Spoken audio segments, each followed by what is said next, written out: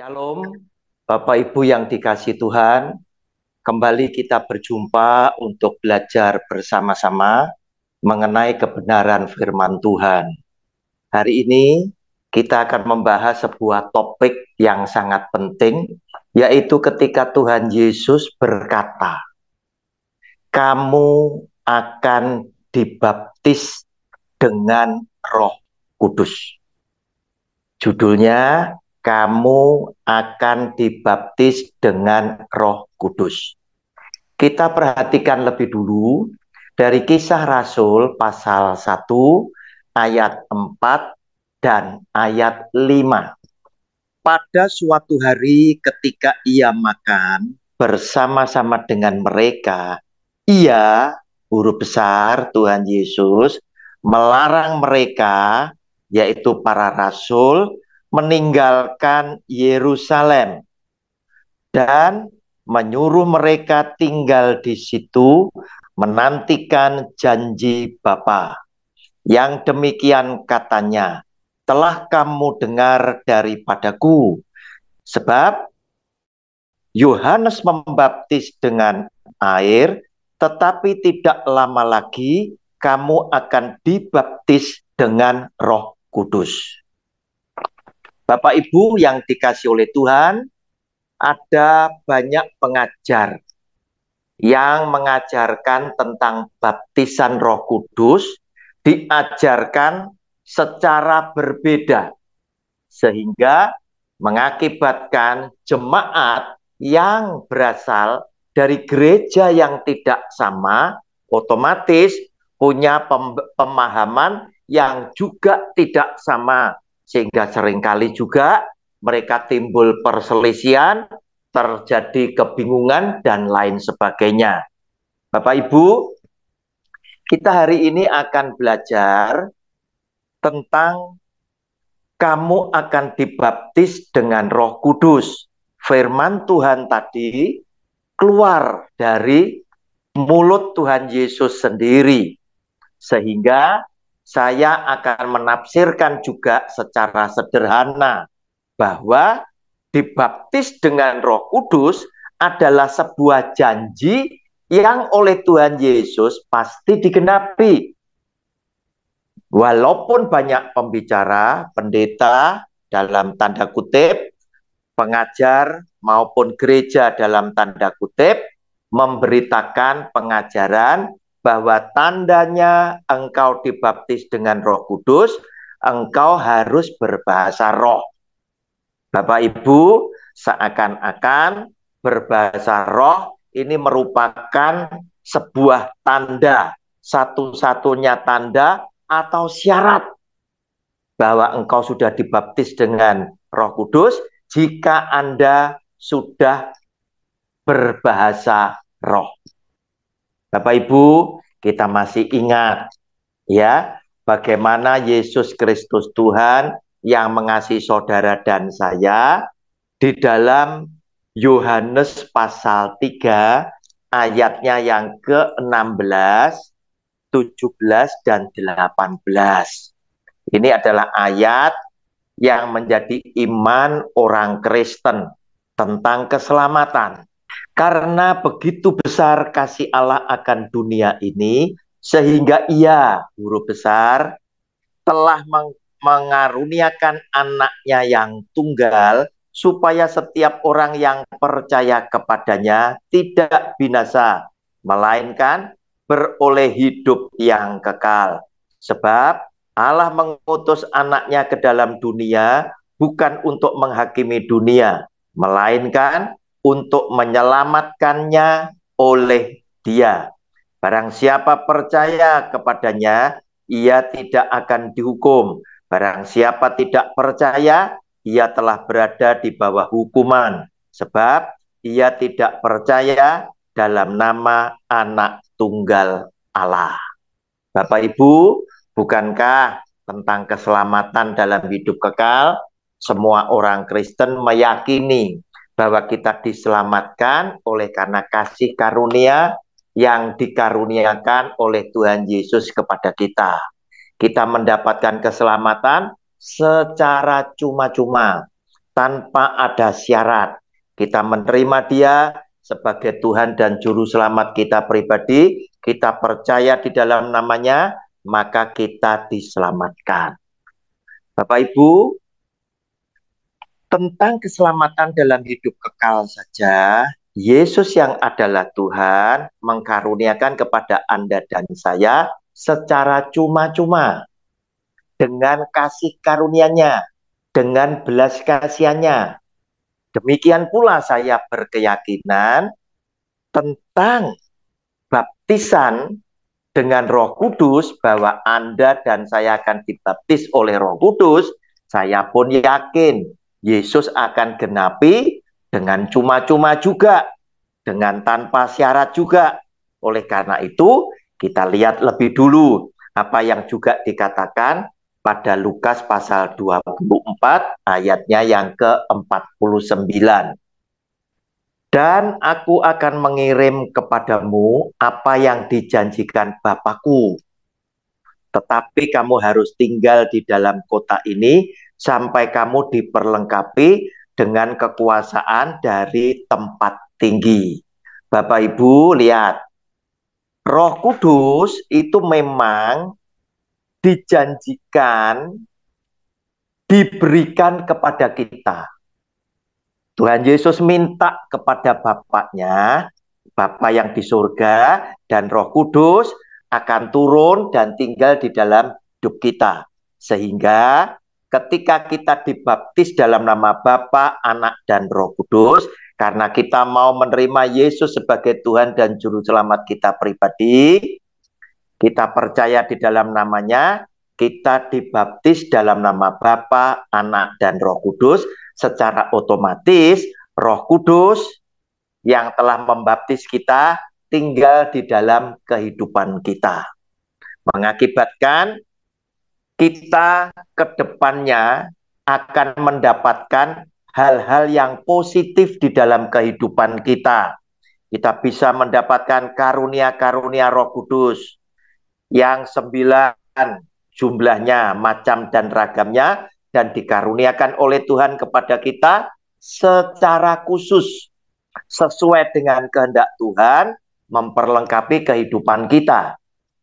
Bapak Ibu, di dalam ayat ke-49 Lukas pasal 24 tadi juga ada dikatakan, tetapi kamu harus tinggal di dalam kota ini sampai kamu diperlengkapi dengan kekuasaan dari tempat tinggi.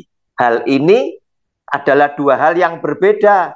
Yang satunya kita dikaruniai dengan Roh Kudus, karena Roh Kudus memang dijanjikan oleh Tuhan Yesus untuk kita, menyertai hidup kita. Dan para rasul pada waktu itu, karena mereka harus melayani Tuhan, memberitakan Injil Yesus Kristus Tuhan, mereka diperlengkapi dengan kekuasaan dari tempat yang tinggi, agar supaya mereka dimampukan melakukan mukjizat-mukjizat di dalam nama Yesus Kristus Tuhan. Bapak Ibu, namun pengajaran yang sekarang beredar, ada juga yang berkata, buktinya para rasul dahulu itu juga setelah dipenuhi oleh Roh Kudus turun yang pertama pada hari Pentakosta, mereka juga berbahasa roh. Bapak Ibu, mari saya tunjukkan, kita perhatikan. Para rasul yang 12 orang jumlahnya tadi, mereka berkata-kata dengan bahasa roh atau dengan bahasa manusia, ya, sesuai dengan kehendak Tuhan, menandai turunnya Roh Kudus ya ke dunia secara simbolis, dicurahkan kepada 12 rasul ya. Kita lihat Kisah Rasul pasal 2. Saya mau bacakan ayat 6 sampai dengan ayat ke-11. Ketika turun bunyi itu, berkerumunlah orang banyak. Mereka bingung karena mereka masing-masing mendengar rasul-rasul itu berkata-kata dalam bahasa mereka sendiri. Mereka semua tercengang-cengang dan heran, lalu berkata, "Bukankah mereka semua yang berkata-kata itu orang Galilea? Bagaimana mungkin kita masing-masing mendengar mereka berkata-kata dalam bahasa kita sendiri, yaitu bahasa yang kita pakai di negeri asal kita. Kita orang Partia, saudara boleh hitung berapa banyak orang yang hadir itu tadi dengan bahasa daerah mereka masing-masing. Kita orang Partia, Media, Elam, penduduk Mesopotamia, Yudea, dan Kapadokia, Pontus dan Asia, Frigia dan Pamfilia, Mesir, dan daerah-daerah Libya yang berdekatan dengan Kirene, pendatang-pendatang dari Roma, baik orang Yahudi maupun penganut agama Yahudi, orang Kreta dan orang Arab. Kita mendengar mereka berkata-kata dalam bahasa kita sendiri tentang perbuatan-perbuatan besar yang dilakukan Allah. Bapak Ibu, ternyata ketika Roh Kudus turun yang pertama kali, ya, kemudian Roh Kudus berkarya di dalam hidup 12 para rasul, ya, maka bangsa-bangsa yang pada waktu itu juga ikut menyaksikan turunnya Roh Kudus yang pertama kali pada hari Pentakosta. Kalau Bapak Ibu hitung, ternyata jumlahnya ada lebih daripada 15 bangsa-bangsa yang hadir, mulai Partia sampai dengan orang-orang Yahudi dan orang Arab, ada 15 orang. Mereka semua tercengang-cengang, mereka heran. Mereka berkata, "Bukankah para rasul itu tadi adalah orang-orang Galilea?" Ya, 12 orang dari Galilea. Bagaimana mungkin mereka, ya, bisa berkata-kata dengan bahasa kita, yaitu bahasa yang kita pakai di negeri asal kita. Bapak Ibu, orang 15 tadi dari 15 daerah, 15 bangsa, mendengar para rasul yang 12 orang tadi berkata-kata dengan bahasa daerah mereka. Nah, berarti para rasul pada waktu mendapat curahan Roh Kudus, ya, mereka mengatakan bahasa manusia, bukan bahasa roh itu sendiri, bahasa manusia. Sesuai dengan kehendak Tuhan, Tuhan melakukan keajaiban tersebut. Nah, sekarang kita lihat, rasulnya cuma 12. Tetapi orang 15 tadi dari bangsa yang berbeda dengan bahasa yang tidak sama, mereka bisa mendengar sepertinya 12 rasul tadi berkata-kata kepada mereka. Nah, ini adalah satu keajaiban. Alkitab tidak mencatat apakah Petrus menggunakan bahasa Partia, kemudian Yohanes menggunakan bahasa Yahudi, kemudian Yakobus menggunakan bahasa Arab. Tidak ditulis, ya. Tetapi yang kita tahu jumlah mereka cuma 12, sedangkan bangsa-bangsa yang berkumpul tadi mulai Partia, Yahudi sampai dengan Arab lebih dari 15. Dan mereka semuanya mengerti apa yang diucapkan para rasul yang 12 dengan bahasa daerah mereka sendiri. Nah, Bapak Ibu, itulah keajaiban Tuhan, kebesaran Tuhan yang mau berkarya di luar akal pikiran kita. Nah, Bapak Ibu, jika ini dipakai sebagai panduan, harus berbahasa roh, jelas pengajaran tersebut salah, sebab para rasul tidak berbahasa roh. Para rasul berbahasa manusia yang bisa didengar dan dimengerti oleh 15 bangsa dengan 15 bahasa yang berbeda. Nah, Bapak Ibu, oleh karena itu, apa akibatnya? Ya, jika orang sudah menerima Roh Kudus, secara otomatis saya secara sederhana berkata, ya, mengutip apa yang dikatakan oleh Tuhan Yesus pada Kisah Rasul 1 ayatnya yang kelima, ya.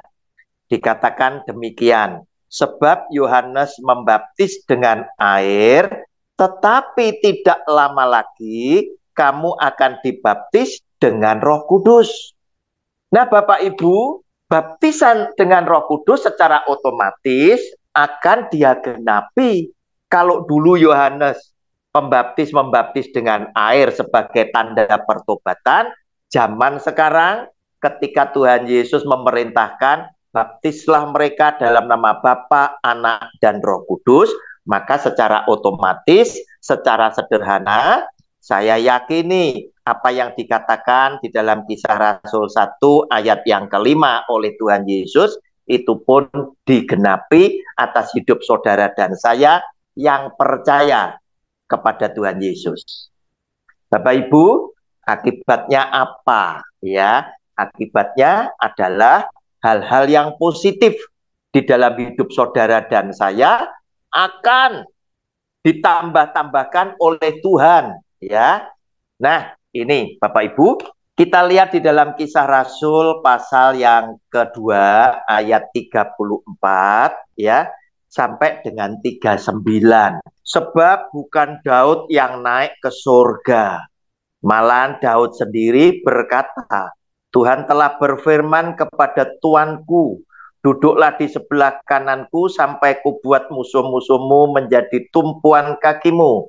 Jadi seluruh kaum Israel harus tahu dengan pasti bahwa Allah telah membuat Yesus yang kamu salibkan itu menjadi Tuhan dan Kristus. Ketika mereka mendengar hal itu, hati mereka sangat terharu. Lalu mereka bertanya kepada Petrus dan rasul-rasul yang lain, apakah yang harus kami perbuat, saudara-saudara? Jawab Petrus kepada mereka, bertobatlah dan hendaklah kamu masing-masing memberi dirimu dibaptis dalam nama Yesus Kristus untuk pengampunan dosamu. Maka kamu akan menerima karunia Roh Kudus. Sebab bagi kamulah janji itu. Nah, garis bawahi, saudara.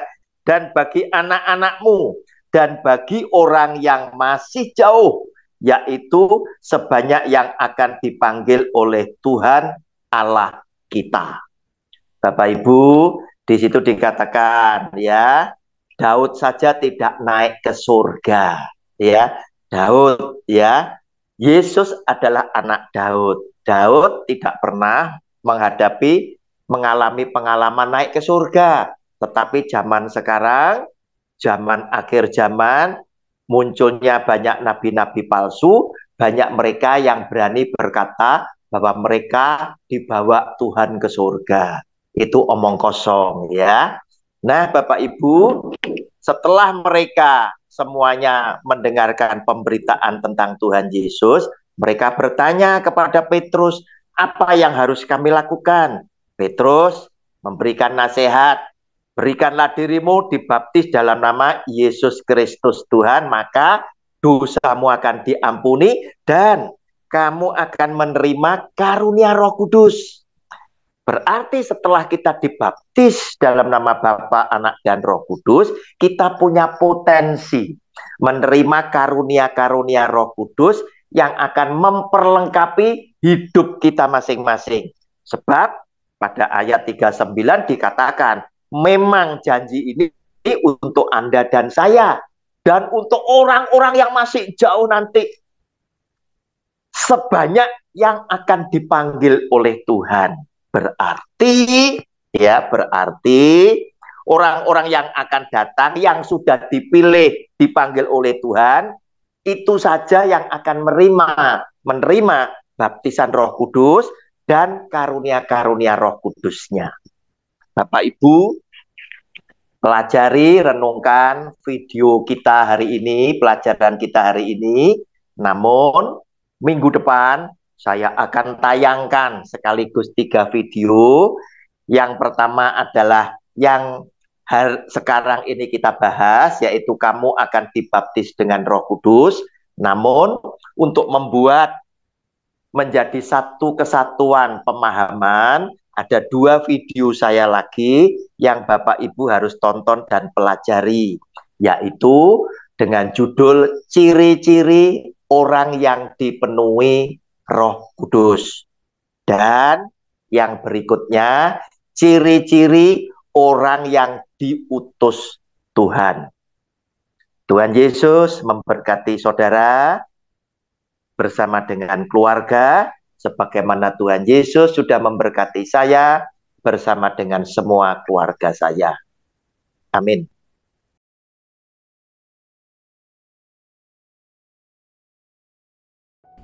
Shalom kepada semua penonton video saya.